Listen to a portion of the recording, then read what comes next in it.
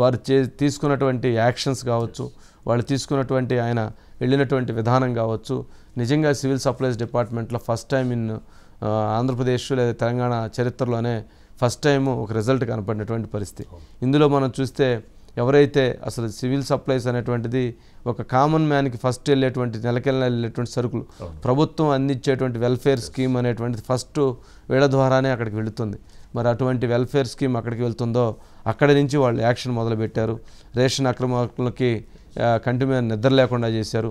ఎవరైతే oil scam కావచ్చు, లేకపోతే దాల్ స్కామ్ కావచ్చు, లేక వాటితో పాటు ఇతర షుగర్ స్కామ్ కావచ్చు, ఇతర ఏదైతే పీడిఎస్ రైస్ స్కామ్ కావచ్చు, ఈ స్కామ్లన్నిటి మీద ఉక్కుపాదం మోపారు. ఎవరైతే నిబంధనలు అతిక్రమించారో వాళ్ళందరి మీద చర్యలు తీసుకునే విధంగా ఇచ్చేశారు, వాళ్ళందరి మీద పెనాల్టీలు ఇచ్చేశారు. ఒక్కసారిగా ఇంతవరకు ఎప్పుడు లేని విధంగా దేశ చరిత్ర 40,000 టన్నులని 43,000 టన్నులని ఒక కాకినాడ పోర్టులను సీజ్ చేశారు. ఈ రకంగా వాళ్ళందరినీ ఉక్కుపాదం మోపి ఎవరైతే కామన్ మ్యాన్కి ఖచ్చితంగా లబ్ధిదారుడికి రైతుకి ఇద్దరికి న్యాయం జరగాలనేటువంటి దిశగా అడుగులు వేశారు.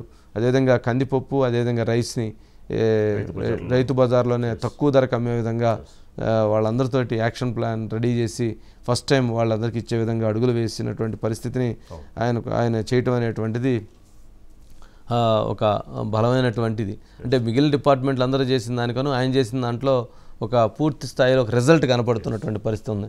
అందుకే చంద్రబాబు నాయుడు గారు, పవన్ కళ్యాణ్ గారు కూడా ప్రత్యేకంగా వారిని మెచ్చుకున్నారు.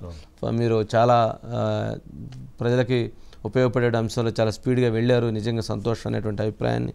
ఇక అదేవిధంగా ఎవరైతే అనిత పర్టికులర్గా లా అండ్ ఆర్డర్ విషయంలో తను హోంమంత్రిగా తన బాధ్యతలు స్వీకరించిన తర్వాత ఎవరైతే ఈ డ్రగ్స్ గంజాయి విషయంలో ఉక్కుపాదం మోపుతాము అని చెప్పని స్వయంగా తను రంగంలోకి దిగి దాన్ని నియంత్రించేందుకు స్వయంగా మీటింగులు పెట్టి ఆ నియంత్రించే దిశగా అడుగులు వేస్తూ ముందుకు వెళుతున్నటువంటి అంశాన్ని కూడా మనం గమనిస్తూ ఉన్నాము. అంటే ఒక టీచర్కి తెలిసిద్ది పిల్లల బాధ అనేటువంటిది, తల్లిదండ్రుల బాధ ఎలా ఉంటుంది అనేటువంటిది. అందుకని ఆ విషయంలో తాను వేగంగా ముందుకు వెళుతుంది.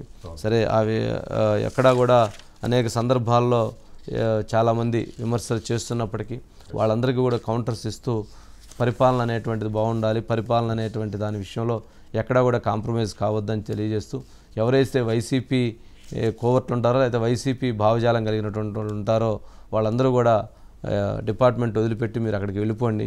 డిపార్ట్మెంట్లో పనిచేయాలనుకున్నటువంటి వాళ్ళు నీతిగా నిజాయితీతో ఏదైతే చట్టం న్యాయం ప్రకారంగా పనిచేయాలని చెప్పని వారు కోరుతూ ముందుకు తీసుకెళ్తున్న పరిస్థితి ఉంది. సరే ఇది ఓవరాల్గా మిగిలినటువంటి మంత్రులు అందరూ కూడా చేస్తున్నారు కానీ బట్ టార్గెట్గా రీచ్ అయిన 30 డేస్లో రీచ్ అయినటువంటి వాళ్ళ రిజల్ట్ ఇది ఎక్కువగా మనం చూడొచ్చు. సరే ప్రజల మన్ననలు పొందినటువంటి పరిస్థితి.